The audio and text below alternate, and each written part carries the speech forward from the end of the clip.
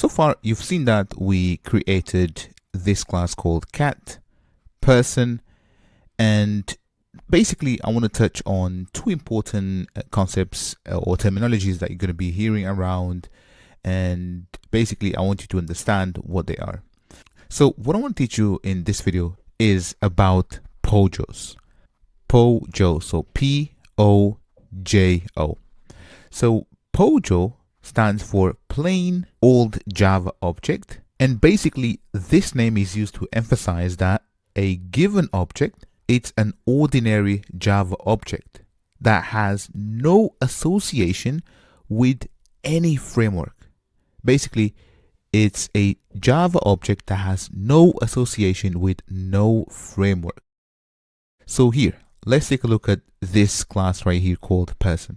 So this class called person is a POJO. So here, it's a POJO because it has no association with no objects. It doesn't extend. So here, you're going to learn about extends later, but it doesn't extend any class, nor it implements any class. And also there is no annotations, so such as, for example, entity. So this class right here, it's a POJO, plain old Java object. So even if I do this, have a look. So if I basically take this and I just want to delete everything basically. So if I do this, have a look. If I do this, this is a POJO. It's a plain old Java object. So here, if I want to instantiate a person, for example, I can do it. Similarly, if I remove everything from here, so let's just say that you have a class called person, not that you'd have an empty class, but this is also a POJO.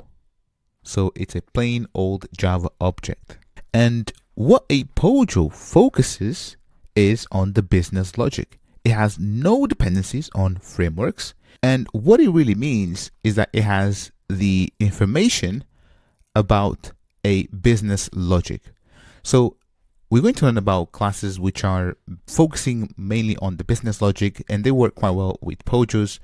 But basically, I just want you to be aware of these classes. So this is what we've been learning so far. So these classes, they are POJOs.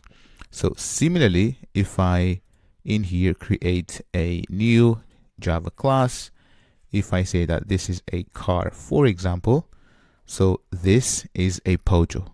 It's a simple class. It has no dependencies whatsoever. So I can take this class and use it within any framework because in here we have no dependencies. So here, for example, if I go to main, if I wanted to use, for example, the car, for example, new and then car, right? So remember, by default, we have a default constructor if we don't specify one.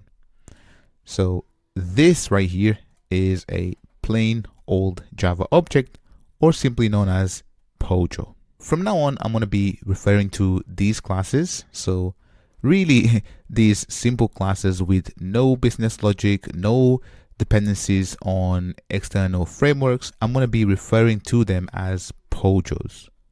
So the person POJO, the cat POJO, the car POJO, so on and so forth.